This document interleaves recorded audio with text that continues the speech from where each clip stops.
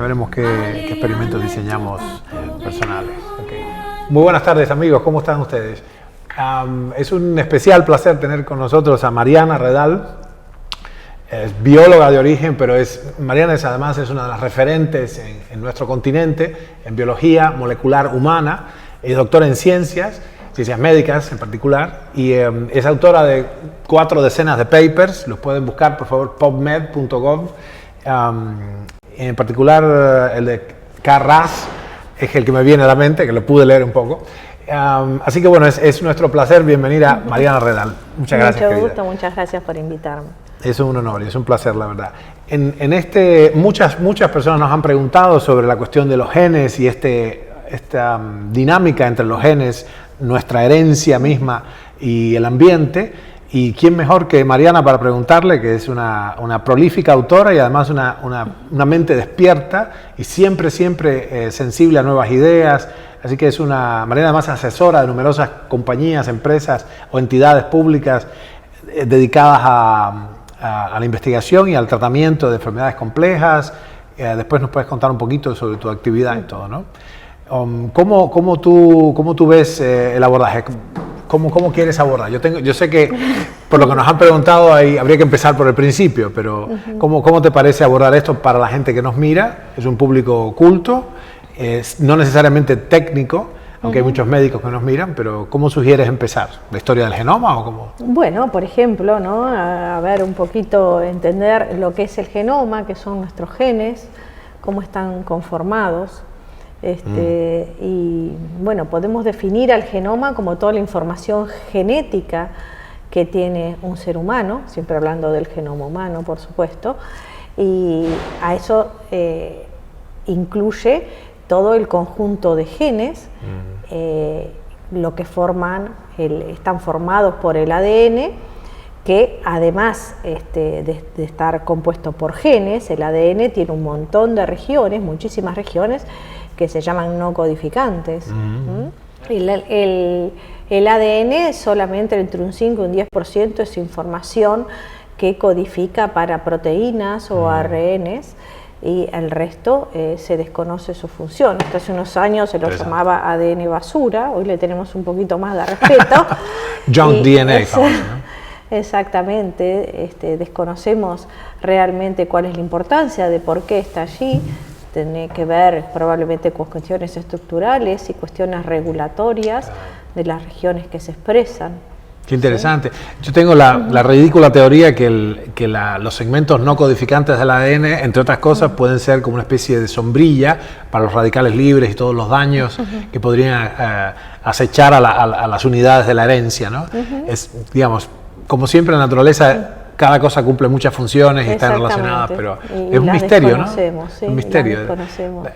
¿Cuán largo es el ADN? Bueno, puede darle, no sé, vueltas a la Tierra si lo pusiéramos. Bueno, el proyecto Genoma Humano pudo determinar que está compuesto por 3.000 millones de pares de bases, o sea, esa secuencia de 4 nucleótidos que se llaman adenina, timina, citosina o guanina, que se repiten 3.000 millones de veces. Ouch. Y eso es como está compuesto el genoma, y todavía a ciencia cierta no se sabe cuánto es el número de genes que tenemos. Creemos que aproximadamente estamos alrededor de los 22.000 genes. 22.000 genes. Cuando empezó el proyecto Genoma Humano se creía que teníamos cerca de 100.000 genes. Y bueno, y todavía muchos de ellos no han podido ser identificados claramente, ni se sabe qué función cumplen. Claro. Sí, curiosamente, ahora no se agranda un poco, pero no son tantos. O sea, uno se imaginaría que para que nuestra audiencia entienda, probablemente me atrevería a decir que es un libro de recetas, una cosa así, como un libro de cocina, ¿no? Que tiene todas las recetas de cómo se fabrican, en el fondo, los genes, cómo se fabrican cada una de las cosas, cada uno de los platos que el Master Chef va a hacer después. Lo cual nos deja un espacio como metáfora para hablar de lo epigenético que te quiero preguntar, y todo el mundo, pregúntale lo epigenoma. Bueno, vamos a preguntarle a Marian sobre el epigenoma, en el sentido de que el libro de recetas tiene las instrucciones, pero después el cocinero hace de alguna, o sea, la preparación del plato tiene mucho más que la receta misma, ¿no? ¿Tú dirías entonces,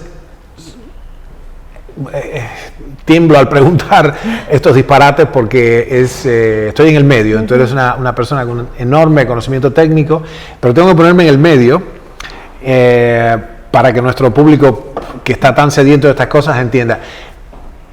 Quien leyó un poco de genética hace 30 años, te puede decir el dogma fundamental, el dogma primario de la biología molecular celular es que... Exactamente, el dogma central de la biología molecular de los años 50, o sea, ya hace casi 70 años. Claro. Y ahora tú tienes una visión muy diferente. Claro. Pero puedes describir. Sí, bueno, el dogma central de la biología molecular decía que a partir de un gen se codificaba para una proteína pasando a través de un ARN mensajero, ¿no? Se transcribía el ADN, se transcribe a ARN y el ARN se traduce a proteínas. Y las proteínas son las que hacen todas las funciones. Exactamente. Hoy se sabe que un solo gen puede ser traducido a distintos ARNs y cada ARN transcribirse a una proteína distinta, traducirse a una proteína distinta, y a su vez cada proteína puede, con una estructura, una secuencia primaria de aminoácidos, puede luego, después que se pliega, va recibiendo distintas decoraciones, como podemos llamarlos, con distintos grupos químicos que les dan características distintivas una de otra, que le permite cumplir funciones biológicas distintas, con lo cual a partir de un solo gen se pueden tener cientos de proteínas con actividad biológica distinta. Incluso cientos de un solo gen, es interesante. O sea que o decenas. Bueno, claro, pasa que eso expandió, entonces satisface mi requerimiento de más genes. Yo pensé que, porque no es unívoco, no es un gen, una orden, sino un gen, una pléyade de posibilidades estructurales, ¿no? Entendiendo que la secuencia primaria de las proteínas son los aminoácidos. Claro, de alguna manera, cuando se configura ya en su nivel terciario, su estructura determina su función. Muy interesante el concepto de los decorados químicos, que entonces cambian la estructura terciaria y por tanto la función. Brillante. Y bien, entonces, siguiendo esta historia sencilla para nosotros, ¿cómo operamos desde ahí? O sea, hay una especie de zona que no comprendemos las personas que no estudiamos lo que tú has estudiado, que la persona común no entiende, que es ¿por qué es tan importante el gen? O sea, ¿qué está contenido allí? ¿Qué son las instrucciones? O sea, ¿dónde termina esta historia de que una proteína entonces es la que efectúa las funciones o determina la forma, determina la función? Es decir, ¿qué hay más allá? O sea, ¿por qué es tan importante los genes? En definitiva, ¿nos gobiernan los genes? Exactamente. Bueno, los genes es, como se definió hace muchísimos años, ya es la unidad de la herencia, ¿no? Como ya Mendel en el siglo XIX hablaba de estos a través de sus experimentos con guisantes, pudo detectar que había características que eran heredables en forma independiente.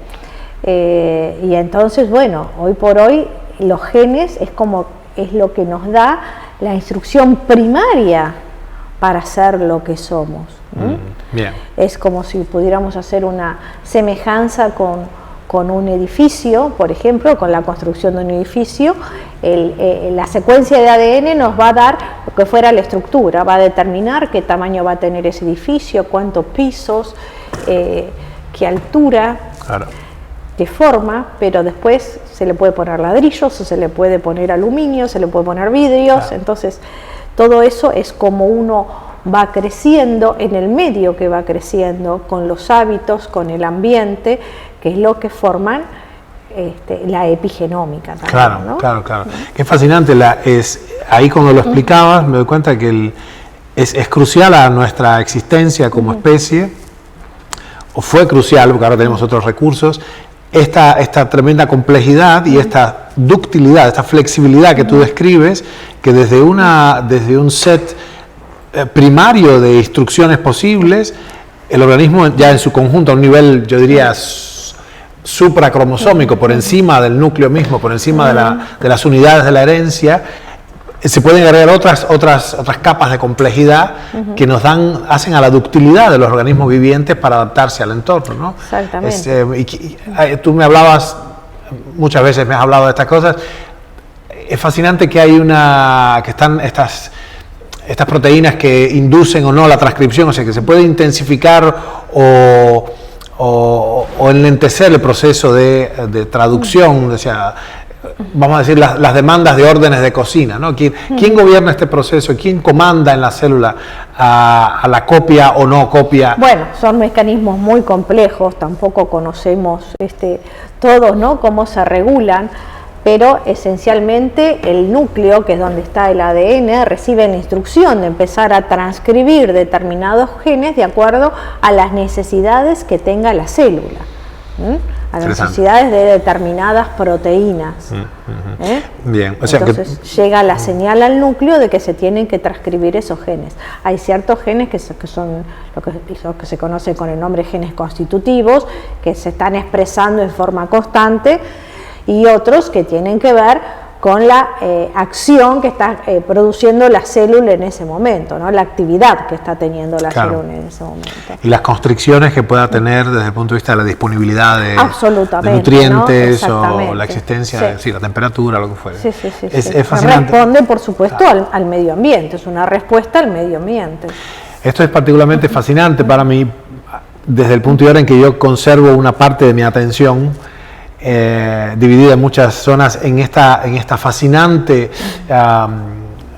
conducta metabólica de los tumores, descrita por Warburg inicialmente en los años 30, y que hay una especie de aberración funcional en las células cancerosas que parecieran haber apagado unos genes y prendidos otros para, en esencia, reprogramar el metabolismo energético, ¿no?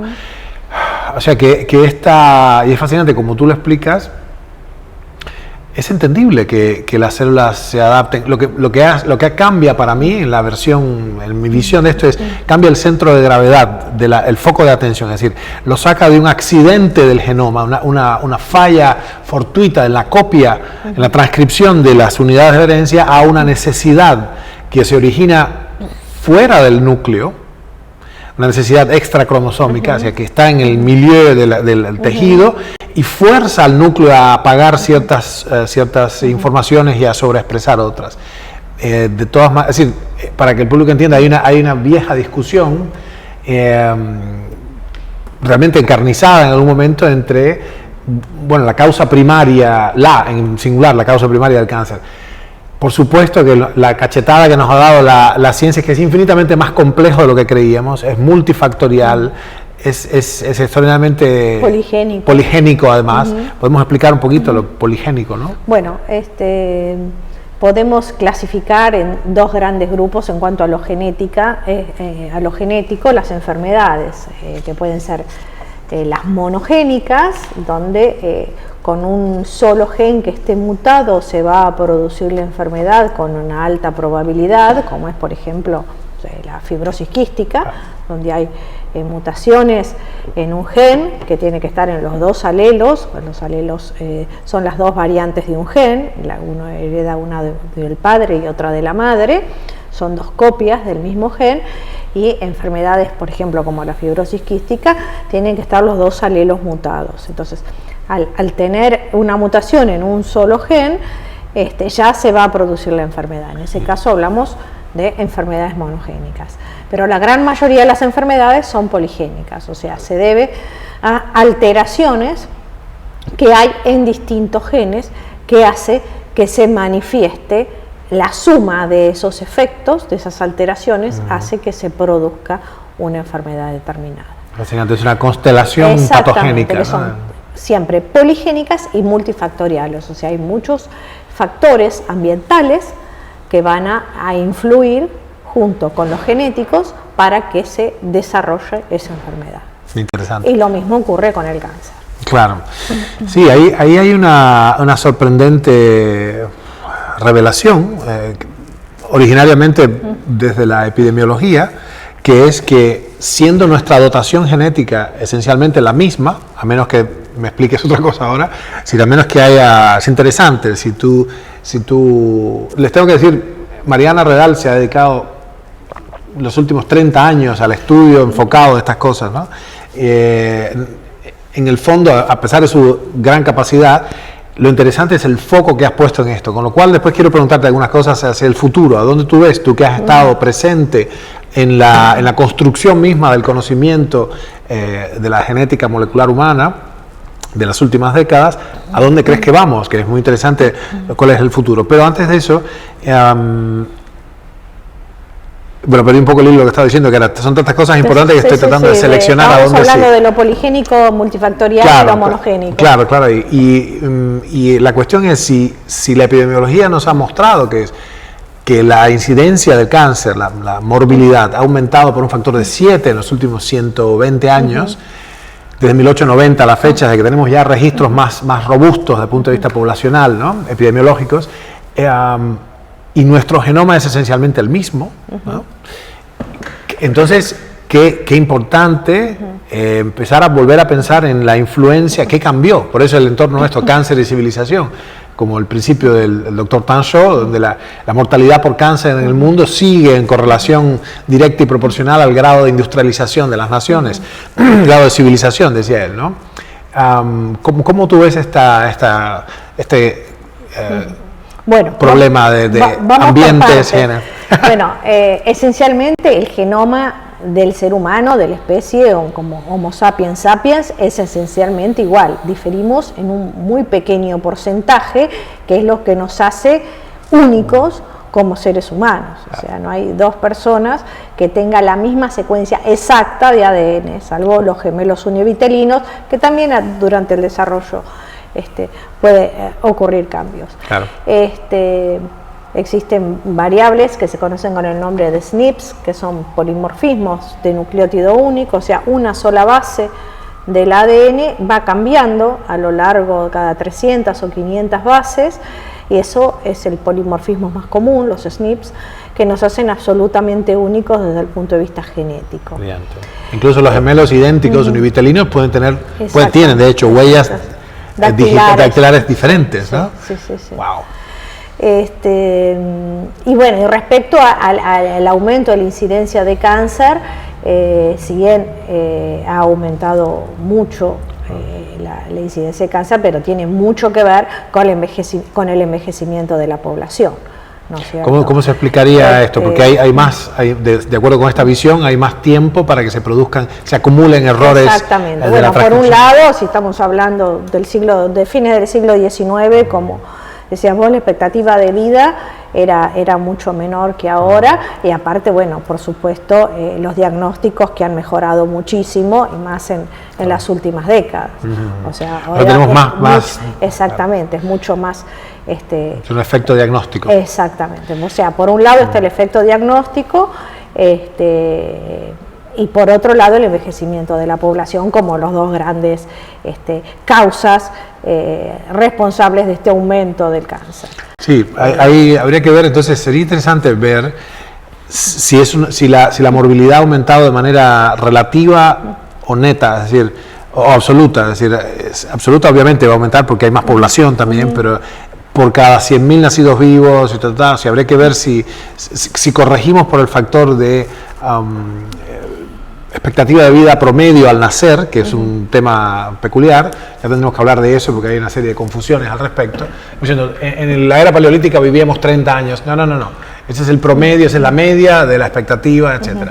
Después hay gente que podía vivir en la edad paleolítica, la edad de bronce o la edad de hierro, la edad de piedra, 60 años, pero era el único de varias generaciones. Era el tatarabuelo y había quedado solo. Y había enorme mortalidad infantil.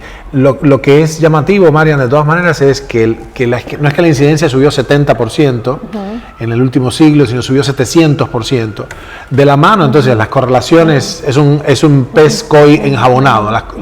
Las correlaciones no son causación, ya sabemos, pero es difícil no ver... No, por supuesto que... la diabetes, la obesidad, ¿no? Sí, hay muchos factores ambientales, exactamente. Sí. Sí, que influyen. Una pequeña bajada. Te sorprenderá, obviamente, desde tu situación, desde tu posición, qué poco en realidad conoce el hombre común de la hechura del genoma, del ADN. Es una cosa, bueno, el núcleo es un puntico negro que está en las imágenes, o hay una especie de ovillo de estambre, que es una bola de estambre que está ahí. ¿Nos puedes describir un momentico para la gente que no tiene formación técnica qué esos son los cromosomas? ¿Cómo está armado nuestro núcleo? Bueno, la célula, que es el componente esencial del cuerpo humano, que podemos decir que forma todos los tejidos, tiene un núcleo que es el centro de la célula, donde está justamente donde está el ADN que conforma el genoma. Y este ADN, este genoma, está organizado en cromosomas, que son estructuras con forma de X, se podrá ver a veces en las figuras, en los esquemas, o dos palitos unidos en el centro. Y en la especie humana el número de cromosomas es de 23. Tenemos 23 cromosomas, o sea, son 22 pares de cromosomas autosómicos, se llama, y el par sexual, que en los hombres es XY y en la mujer es XX. Además también hay un genoma extranuclear, que es el genoma mitocondrial, el genoma que está en la mitocondria, que se hereda por vía materna exclusivamente. Claro.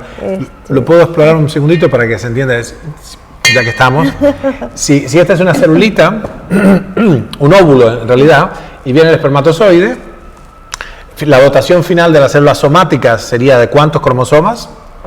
23. Bueno, 46. 46 la somática, perfecto. La somática. Pero, ¿y el cromosoma aporta nada más que tiene una cabecita, tiene un núcleo nada más? El espermatozoide. El espermatozoide aporta nada más que eso. Sin embargo, el óvulo tiene, además de su núcleo, con sus 23 unidades, tiene un citoplasma y tiene las famosas mitocondrias que tanto hablamos, las organelas respiratorias, y estas tienen ADN.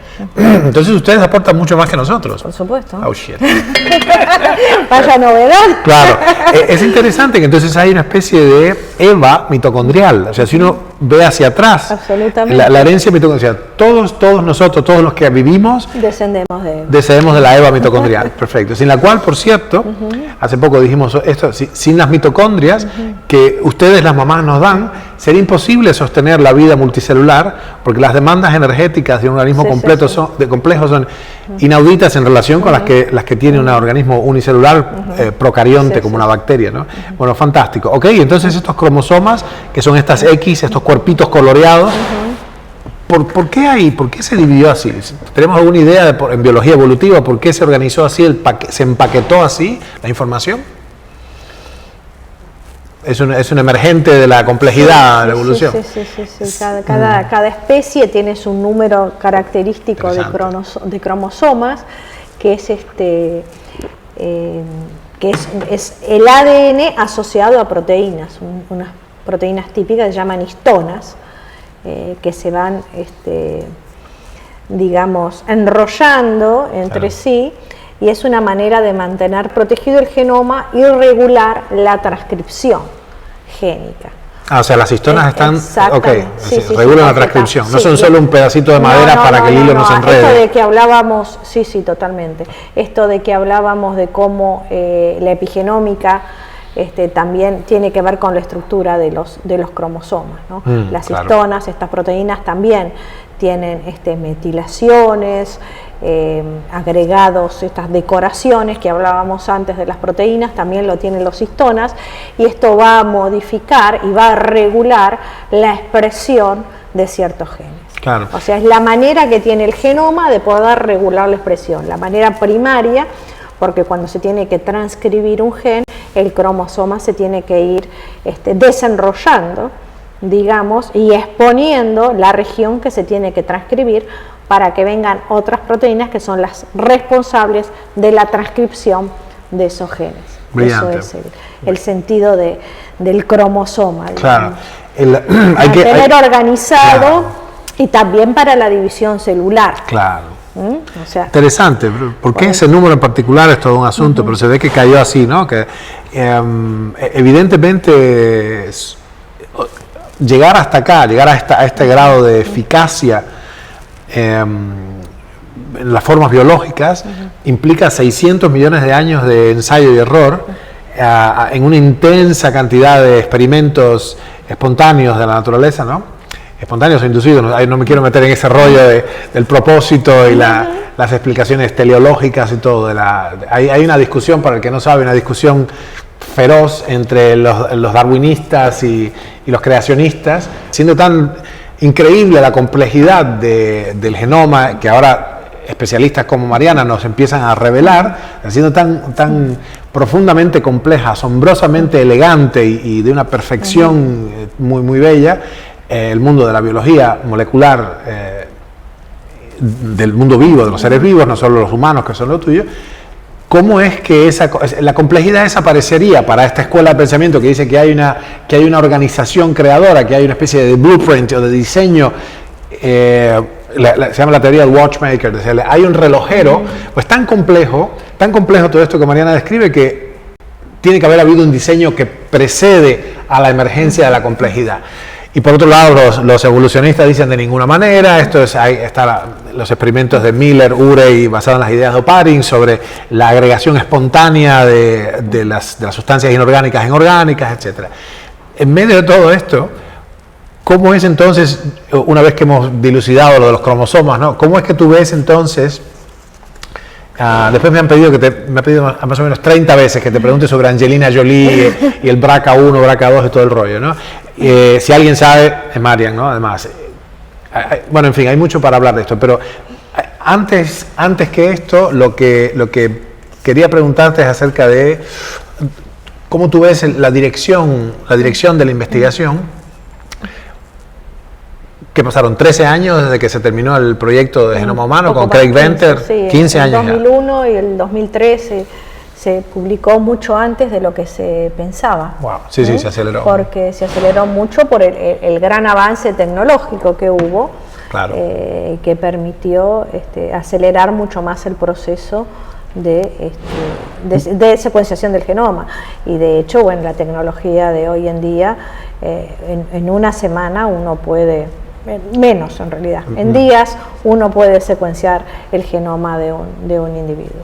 La tecnología se viene acelerando de modo exponencial y en algunas zonas del conocimiento supraexponencial, es decir, el incremento de las publicaciones, por ejemplo, qué sé yo, hay zonas del conocimiento humano que vienen casi duplicándose por año. Pero lo interesante es que el costo, tenemos por ahí seguramente un gráfico del descenso del costo de secuenciamiento del genoma. Y entonces esa aceleración es supraexponencial, significando que la tasa o exponente a la que crece ese fenómeno también crece. Lo que pasa es que ahora, discúlpame que te interrumpa, ¿no? El gran problema que tenemos es el análisis de esos datos. Claro. O sea, es mucho más la información que tenemos que la que podemos analizar e interpretar. O sea, ¿qué implica? Yo en una semana analizo un genoma de un individuo y luego ¿qué? Claro. ¿Cuánto tiempo estoy para analizarlo? Hacer todo el análisis bioinformático que requiere esa secuenciación y luego darle significado a eso que yo encuentro. Eso es el factor limitante hoy en día, no la tecnología, ni la velocidad, ni los costos, sino es mucho más la información que tenemos y que we can make sense of. Este fue el parate de Marian cuando yo dije, yo tengo como empeño democratizar el acceso de la población en América al ADN y seamos los primeros en hacer el secuenciamiento por menos de $1,000. En fin, una gran... Y Marian me dijo, sí, claro, ¿y eso qué significa? Entonces, yo pienso que yo tengo como siempre, una intuición al respecto. Yo creo que podemos buscar una especie de piedra roseta, ¿no? Es decir, un conjunto más pequeño, más manejable de leyes o de principios interpretativos que nos permitan traer a esto que Marian llama Big Data, esta profusión de datos. Le falta Big Analysis o Big Sense, ¿no? De hecho, se llama Big Sense, nuestra iniciativa al respecto. Ya verán sobre esto. Yo pienso que esto viene... O sea, podríamos extraer sentido, como tú me has dicho, el cuello de botella es ¿qué significa todo esto? Entonces, yo pienso que esto tendría que venir desde por encima del mundo molecular. Y en este caso estoy sosteniendo una especie de propuesta hacia una biología supramolecular, porque ahora nos fascinamos todos hace unos 40 años con la biología molecular celular, pero es casi química eso. Entonces hay a nivel del organismo como un todo, a nivel en ese sentido, por ejemplo, tú definiste la célula como la unidad mínima, como el átomo de la biología, ¿no? Si divides eso, entonces ya estás analizando en otra ciencia, es química, no biología.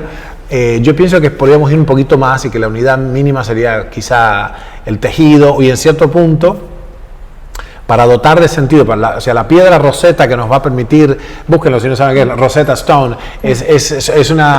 era un texto en varios idiomas, griego, egipcio, etcétera, que permitió descifrar la escritura esta jeroglífica egipcia. ¿Te suena esto de alguna manera con tu intuición? Y sé que tú tienes muchos cables abiertos. ¿Cómo encontramos una piedra Rosetta para extraer sentido de la copiosa información genómica que no para de crecer? Además, cada vez hay más cosas, ¿no? ¿De dónde sacamos una herramienta interpretativa para...? Bueno, se está trabajando interdisciplinariamente con bioingenieros, bioinformáticos, biólogos, médicos, o sea, es un desarrollo interdisciplinario, porque si no sería imposible. Claro. Y no quiero dejar de lado el dilema ético, que siempre va por atrás del avance de la ciencia.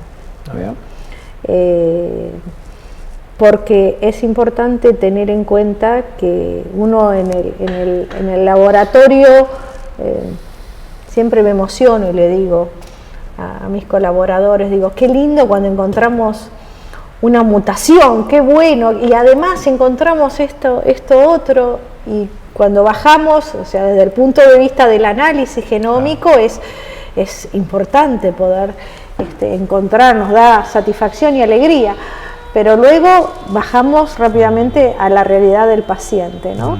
¿Qué implica eso para el paciente, para su descendencia? Y el genoma trae muchos dilemas éticos, el estudio del genoma, porque uno cuando hace estos estudios puede encontrar lo que se conocen como hallazgos incidentales, ¿no? Encontrar cosas que uno no está buscando. Claro. Entonces esto hay que informárselo al paciente. Es muy importante la firma, un asesoramiento preestudio genético con personal especializado, claro, donde le cuente al paciente cuáles son las implicancias de un test genético, y luego que el paciente, luego de hacerse el estudio, tener nuevamente una reunión con un asesor genético para que les explique las implicancias de los resultados obtenidos, y siempre de antemano aclarar qué es lo que se le va a estudiar y qué información quiere recibir el paciente. Claro, claro. Bueno, es delicado, ¿no?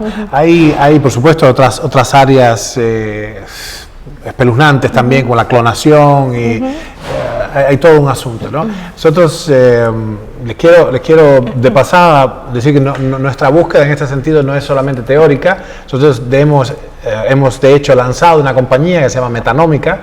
Es un portmanteau que mezcla metabolismo y genómica, que son nuestras dos puntas, digamos, de la historia, ¿no?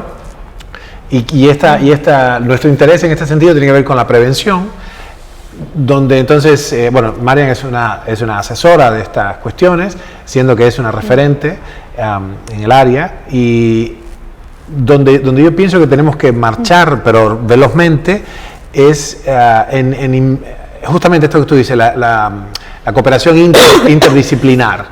Hay, por supuesto, un montón de rollos, o sea, ¿de dónde sale la financiación para hacer todo esto? Aquellas cosas que no son inmediatamente rentables son difíciles de abordar, etcétera. De pasada, ¿cómo tú ves el interés institucional en esta cuestión? O sea, yo me refiero a que hubo una eclosión de compañías dedicadas al genoma, y de pronto ahora lo que tenemos es que pareciera no ir a ningún lado porque se quedan encerrados ahí en esa simplemente en la lectura y en un análisis, en un informe que después no dice gran cosa, o sea, no es ejecutable para la persona, para el usuario del test genómico. ¿Dónde tú ves que va la investigación y los fondos, la financiación? Depende en qué nos enfoquemos, ¿no? O sea, hay test genéticos que, como por ejemplo para determinar la predisposición a un cáncer hereditario, donde el resultado del test genético va a tener una consecuencia directa en el diagnóstico y tratamiento de ese paciente o a medidas preventivas, ¿no? Yeah. Digamos, por ejemplo, retomando el caso de Angelina Jolie, ella sabía que su madre había fallecido de cáncer de mama a una edad muy joven y que por lo cual se sospechaba que era debido a algún componente genético que lo podría haber heredado, y entonces ella decide hacerse un estudio genético en estos genes BRCA1 y BRCA2, que son los que predisponen al cáncer de mama y ovario, y como le dio positivo el estudio genético, decidió hacerse una mastectomía.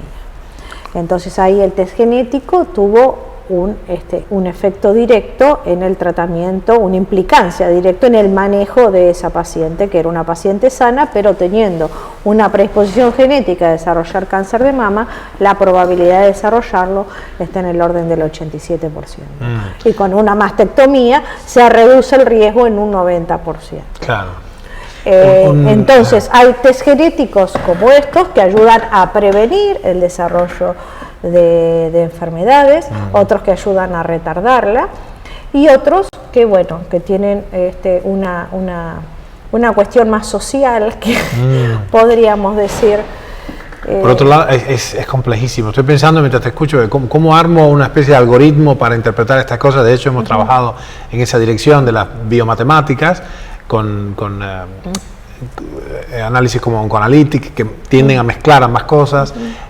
O sea, a tratar de hallar sentido en esta compleja madeja de interacciones, porque hay influencias ambientales claramente carcinogénicas. Fumar es el caso más, ¿no? También está asociada a la hiperglucemia crónica, la hiperinsulinemia crónica con todo esto. Hay claros carcinógenos ambientales. Estamos trabajando bastante en la dirección ya a nivel teórico todavía, de los venenos respiratorios como la rotenona, la mitomicina, el oxamato, etcétera, que claramente, sin que medie ninguna variación previa, claramente inducen una carcinogénesis. Y después es tan complejo todo que digo, bueno, ok, ¿por dónde empieza esto? En particular, por lo que tú explicabas de las enfermedades multigénicas. Hace poquito, hace 3 años o 4, finalmente anunciaron el cese. De hecho, fue en el 2012 o 13, el cese de la iniciativa del Atlas Genómico del Cáncer, que es una especie de proyecto de genoma humano, pero proyecto del canceroma humano, digamos, ¿no? De la célula somática del cáncer, o sea, de la célula tumoral. Claro, sí, exactamente. Y la cosa no es que no encontraron, para que el público sepa, que no es que no encontraron mutaciones, encontraron 10 millones de mutaciones. ¿Cómo se lidia con esa complejidad? Que debe ser muy frustrante para ustedes semejante bangaña de datos, ¿no? Como siempre, ¿no? Somos más ignorantes. Claro. Bueno, y modestos también, ¿no? No, es una realidad. Fundamentalmente, conocer el genoma del cáncer, de la célula somática, o sea, de la célula tumoral, permite identificar lo que se conocen como nuevos blancos moleculares, o sea, moléculas diana, para desarrollar fármacos que bloqueen determinadas señales, vías de señalización, de metástasis, de angiogénesis, para impedir el desarrollo tumoral, frenarlo o ralentizarlo, ¿no? Claro. Que mejoran la sobrevida, ¿no? Claro. Angiogénesis, para los que no están informados, es la creación de nuevos vasos sanguíneos que son necesarios para la alimentación de la célula tumoral, ¿no? Y ahí entra el metabolismo. Bien, muy bien. Y brillante. ¿Cuál tú dirías que es el rédito hasta ahora de esto? Porque es bien complejo, son muy caras. ¿Cómo venimos en términos de... ¿Cuál es el saldo neto en términos de sobrevida? ¿Cómo venimos ahí? Mira, en lo que va de este siglo,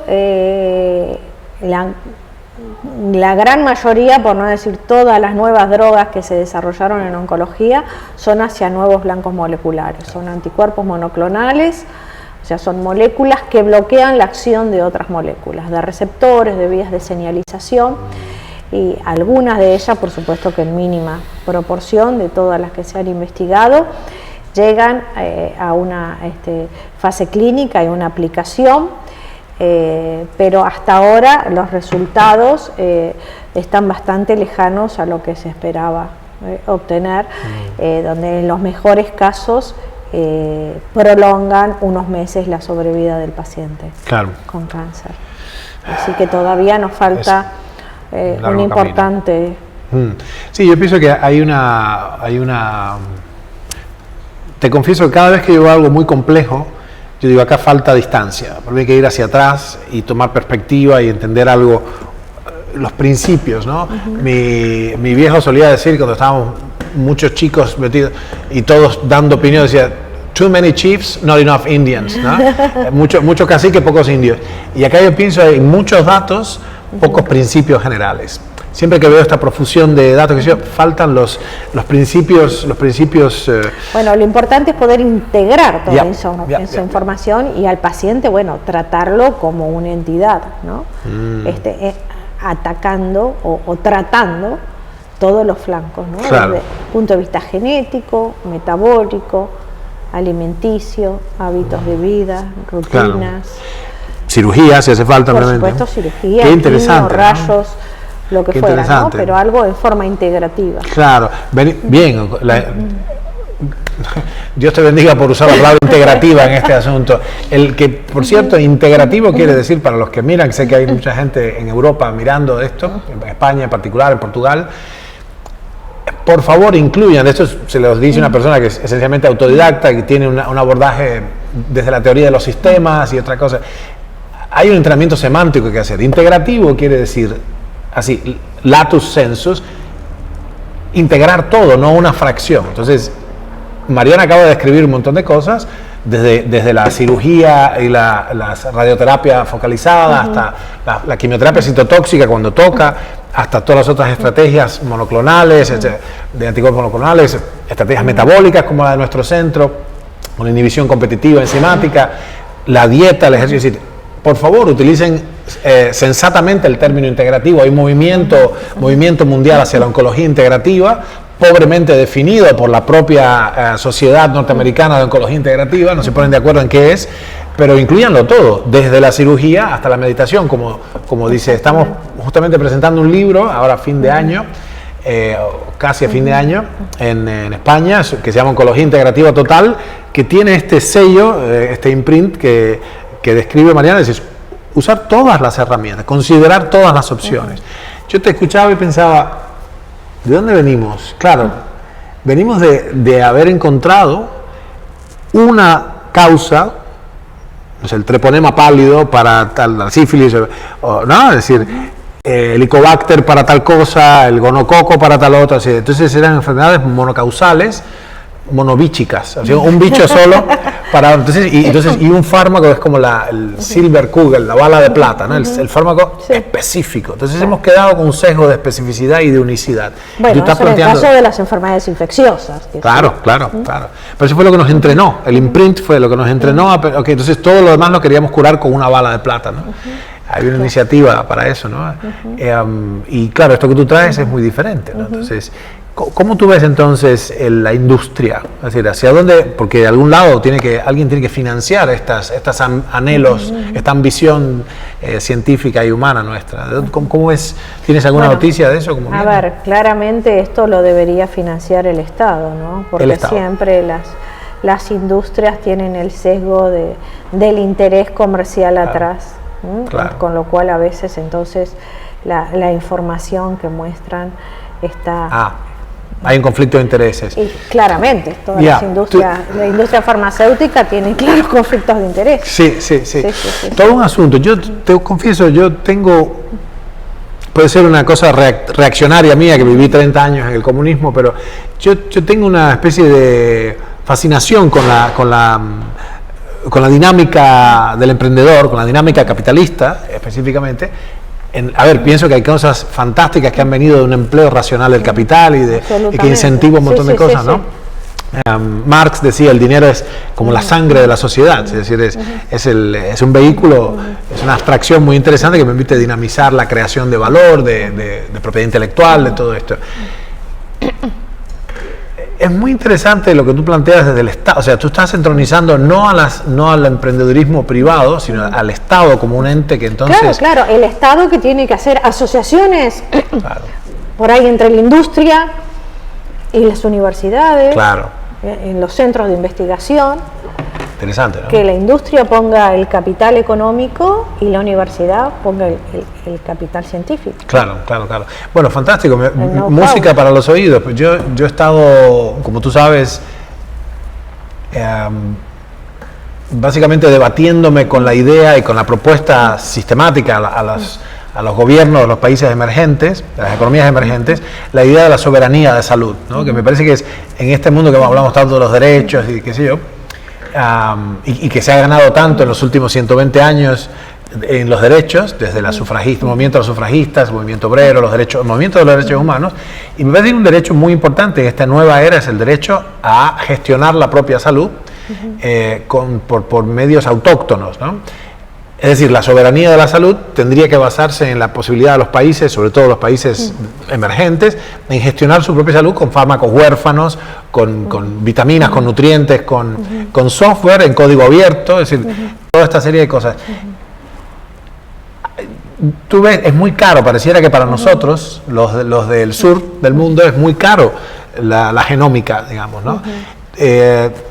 ¿Qué tú piensas que se pueda, digamos? Bueno, si la genómica lo tomas como algo independiente, en forma aislada, claro, un estudio genómico es caro, pero si ves las implicancias que tiene, siempre va a ser más económico hacer un estudio genómico y poder prevenir el desarrollo de un cáncer, o poder dar, por ejemplo, con la farmacogenómica, que estudia las variantes genéticas que van a determinar que un paciente responda bien o mal a una droga.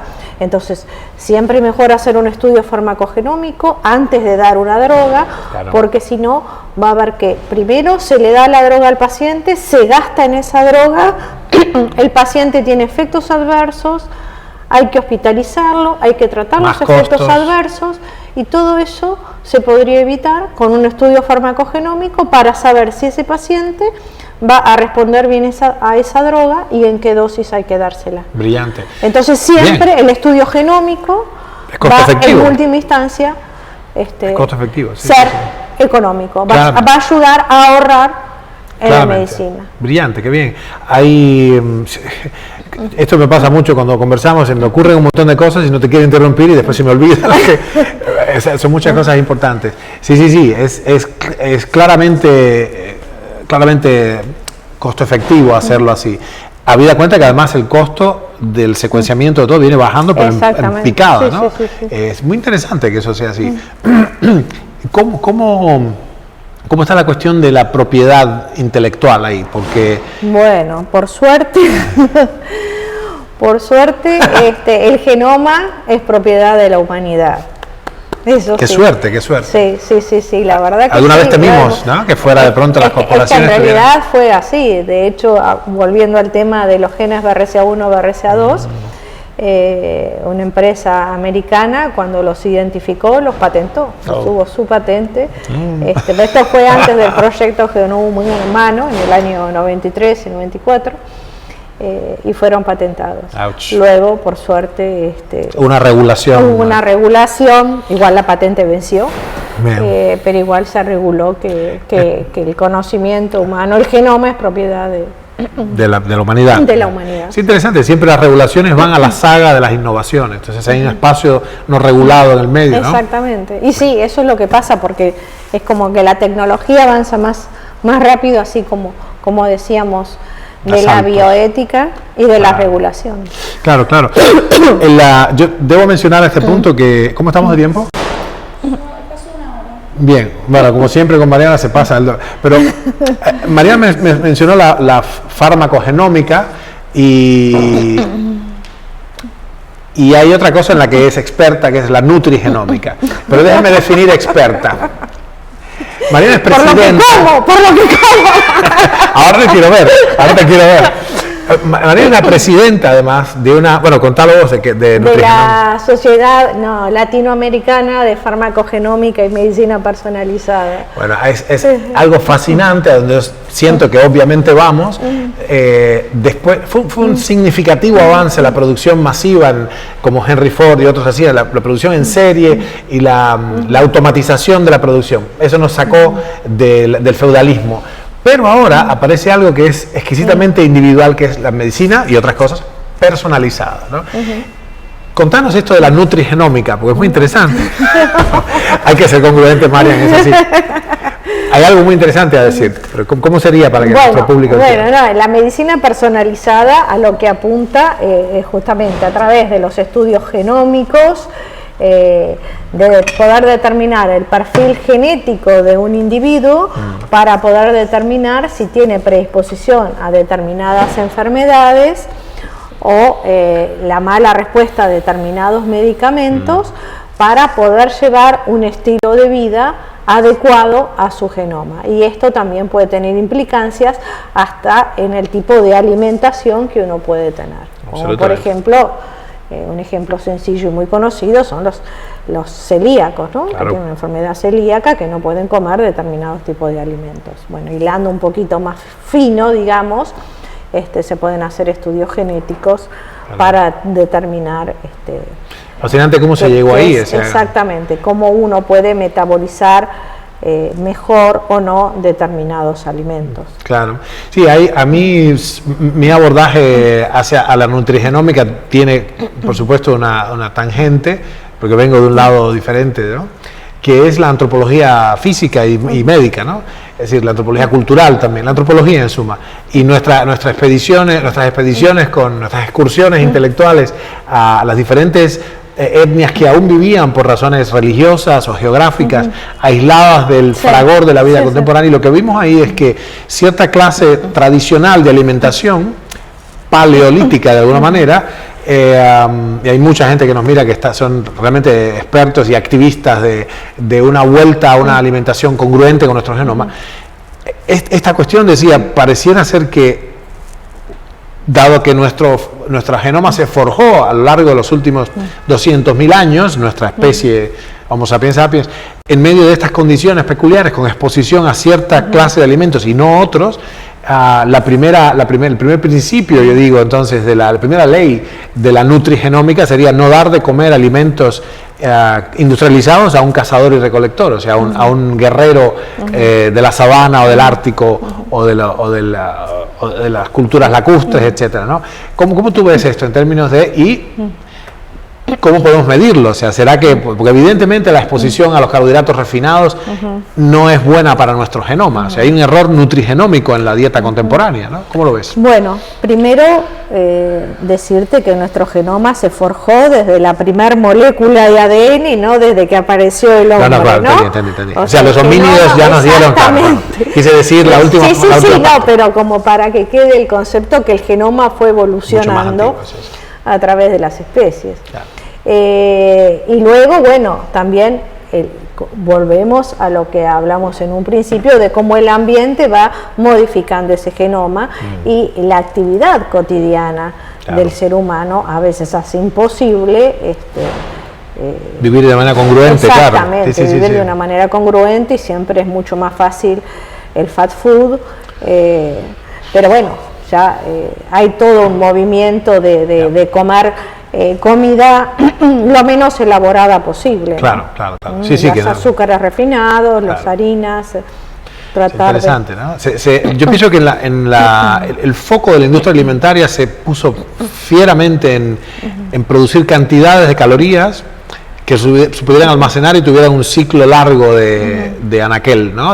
¿Cómo se dice? De vencimiento. Claro, porque y esto viene, digamos, en los albores de la industria alimentaria, estábamos en las guerras, la guerra del 14, la guerra mundial, y de pronto, o sea, y las hambrunas, contemporáneas, ¿no?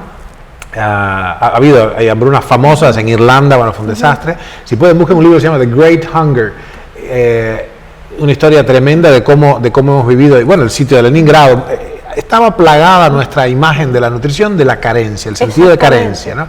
Típicamente los inmigrantes a la segunda generación ya están así, se dan panzadas, interpretan como un lujo y un signo de estatus comer todo aquello que les estaba prohibido antes, que no alcanzaban, ¿no?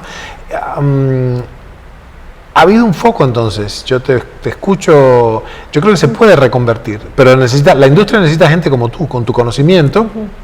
Claro, lo que pasa es que esto ya va más allá de las características personales de cada genoma, particulares de cada genoma. Esto es para el genoma humano. Claro. El 99% que es común en todos, ¿no?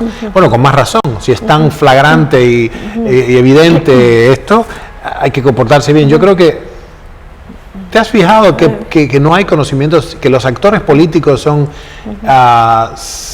analfabetos de ciencias, ¿no? No están formados en las cosas más elementales de la metodología y el procedimiento lógico por el cual gente como tú llega, ¿no? Es un problema. Son dos carriles distintos.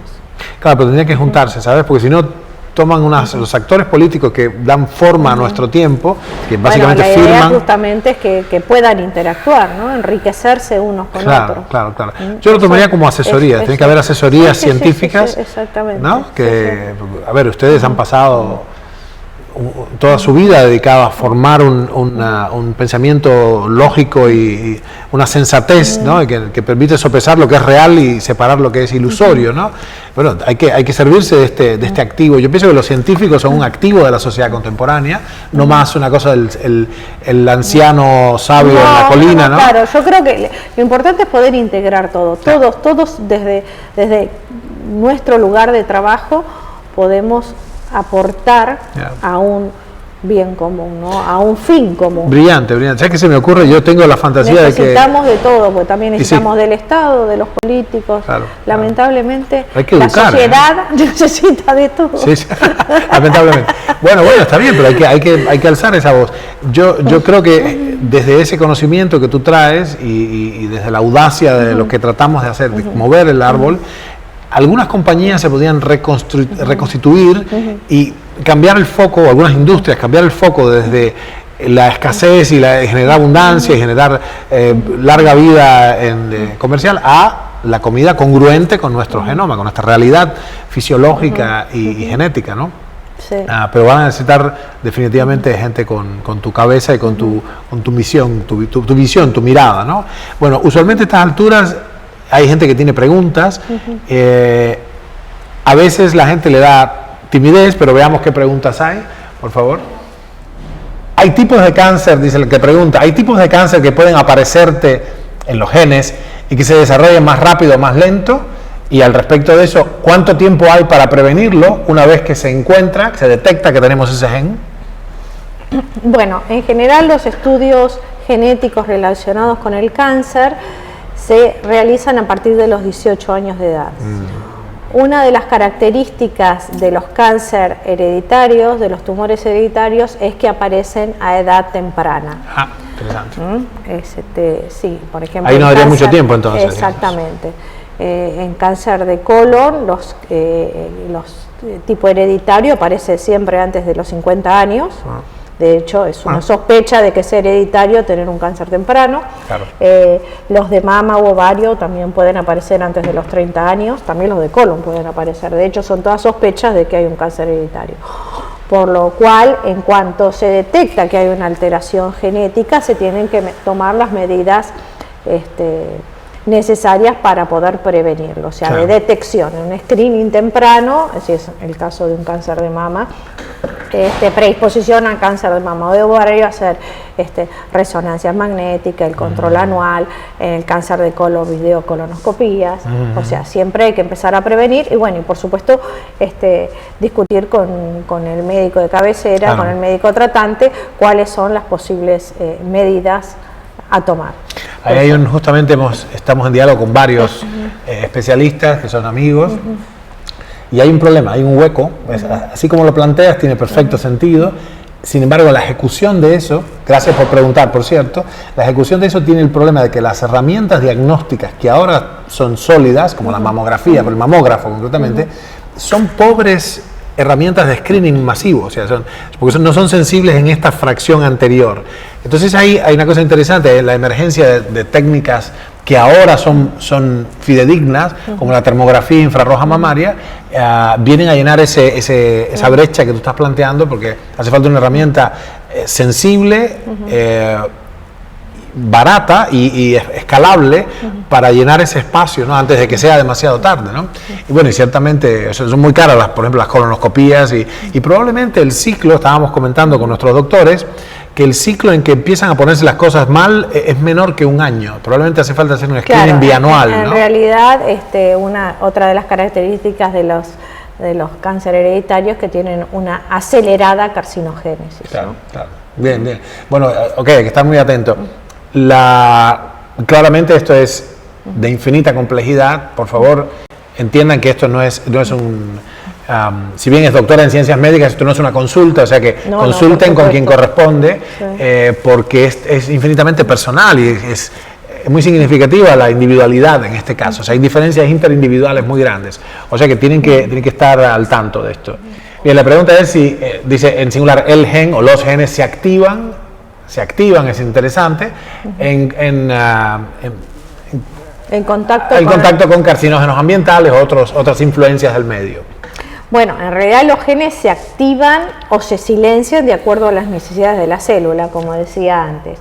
La exposición ante carcinógenos ambientales va a hacer que los genes se puedan mutar, alterar, y entonces al estar alterados los genes pueden llevar a un desarrollo tumoral. Claro, o sea, sí, bueno, se entiende eso, ¿no? Y hay, sin embargo, una distinción que hacer también, que es, hay sustancias claramente mutágenas, o sustancias, por ejemplo, la radiación, o sea, agentes, claro, hay agentes claramente mutágenos, sin embargo hay carcinógenos que no son mutágenos. Y esto, los venenos respiratorios en particular, de los cuales los agroquímicos están llenos, son esta rara instancia en que, sin embargo, esto, me apresuro a decir esto, no significa que no estén los genes implicados siempre y en todos los casos. No hay cánceres que tú analices y tengan el genoma intacto. No, al contrario. Una de las características de las células tumorales es la gran inestabilidad genómica y cromosómica. Claro. Sí, gran cantidad de aberraciones en los genes. Sí. Lo cual hace frustrantemente complejo el tratamiento clínico porque no hay uniformidad, no hay homogeneidad en los tumores. Es decir, hay una heterogeneidad intratumoral. Un tumor tiene poblaciones, subpoblaciones, como Nueva York, tiene pakistaníes, cubanos, armenios, ¿no? Mexicanos, chinos, etc. Entonces se vuelve es un abuso. Se vuelve muy complejo crear un cóctel que sea uniformemente válido para todos, ¿no? Se enfoca en lo que se conocen como genes driver. Claro, ¿no? ¿Eso podés explicar los drivers? Es mucho, me parece. Es verdad, tienes razón. Es para 2 horas más, probablemente necesitas pizarra, todo. Sí, o sea que no todos los genes tienen el mismo peso. Los que dirigen, digamos, un proceso determinado. Claro, claramente. Podemos llamar... Claro, los drivers, sí. Bueno, son como líderes de la manada, ¿no? Los genes alfa, podemos llamarlo. Anotamos. Contame, ¿qué más? Fíjate que raro que lo siguen preguntando. La pregunta dice, ¿cuáles son las medidas preventivas posibles para evitar que el gen, el singular, se active? Siguen pensando nuestra audiencia en el gen, en singular. Cuando empezaste diciendo es multigénico, es complejo. No, bueno, pero cuando entiendo que por ahí se refieren a estos cáncer hereditario que está un gen mutado. Entonces, tener un gen mutado que predisponga al desarrollo de un cáncer específico, de un tumor específico, como puede ser el tumor de mama, como les decía, a lo largo de la vida esa persona tiene una probabilidad de desarrollar cáncer de mama superior al 87%. O sea, hay un porcentaje que con certeza no se sabe si se va a desarrollar o no. ¿Cómo caer dentro de ese porcentaje? Bueno, hay muchos factores ambientales que determinan. Cuando hablo de factores ambientales, me refiero también a los hábitos de vida. Claro. A fumar, al alcohol, a la vida sedentaria. O sea, hay muchos factores que van a llevar a ayudar ese gen que se manifieste o no. Claro, ahí yo sentía, sin embargo, por la construcción de la pregunta, claro, las personas que no tenemos formación preguntamos cualquier cosa y es interesante, yo lo sentía más... Muy importante. Oh, sí. Yo lo sentía más, es que el factor como los virus dieron flexibilidad y riqueza, ¿no? Los virus siendo... un día teníamos que hablar de los virus y la formación, este vigor híbrido, esta heterosis que se generó, ¿no? En lo contrario justamente de la endogamia. Pero yo sentí que la pregunta tenía que ver, o sea, qué sustancia, qué líquido, qué cosa, pues tú estás planteando cosas que promueven la inestabilidad y que promueven y precipitan la carcinogénesis. Yo sentí más la pregunta si hay algún remedio para, ya que tengo el gen, que no se exprese, ¿no? No hay un remedio para... Es un conjunto... Jugo de una fruta que... Es difícil. Es un conjunto de medidas entonces de preservación. Exactamente, de medidas de llevar una vida sana, activa. Bien. Qué curioso, ¿no? Que el entrenamiento así, el entrenamiento sistemático y probablemente el caudal circulatorio, esto que tú describes, yo estoy pensando del lado fisiológico, que quiere decir... Exactamente, ¿no? bueno, la radioactiva que implica en términos de presión de oxígeno. Absolutamente, es curioso que eso sea que preserve de la inestabilidad. Una cosa que exploramos... Radicales libres. Ni hablar, claro. Es delicadísimo, nuevamente es complejo. Claro. Porque sin radicales libres nos morimos también. Entonces las reacciones redox son esenciales al sostenimiento de esto, pero mucha oxidación incrementa la mitosis, demasiada oxidación precipita la necrosis. Es bien complejo, ¿sí? Muy interesante. Yo quería, digamos, tratar de... No terminamos más, sino de acá. Claro. Pero hay una pregunta más, seguramente. Bueno, qué suerte, porque si no nos vamos mal. Bueno, la tercera va la vencida. En términos de educación, porque lo genético, todos hablamos de lo genético, pero hay muy poca comprensión desde el lado de la persona que no tiene formación, ¿no? ¿Será que hay algún ensayo tuyo, algún libro? Yo casi estaba por pedirte, por contratarte, de hecho, para que hicieras Genomics for Dummies. O sea, claro, la genética o genómica para sonsos, como nosotros. Si no está la obra escrita, por favor, hagámosla. Nosotros la realizamos, la editamos. Muchísima bibliografía. Para el hombre común, para la persona que quiere, la señora que estudia nutrición. En internet. Es así. Sí. Bueno, si después te acuerdas alguno que en estos días que te parezca especialmente útil para nuestra audiencia, mándame el link y yo lo viralizo por ahí. Marian, muchísimas gracias. Es un placer, como siempre, hablar contigo. Muy amable y muy, la verdad, generosa por darnos tu conocimiento. Gracias.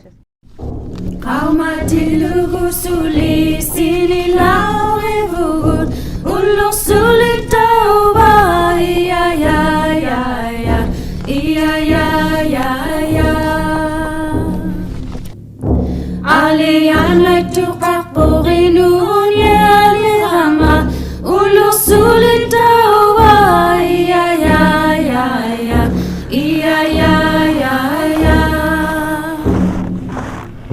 aku tuyuran mutivu ulur sulit tawa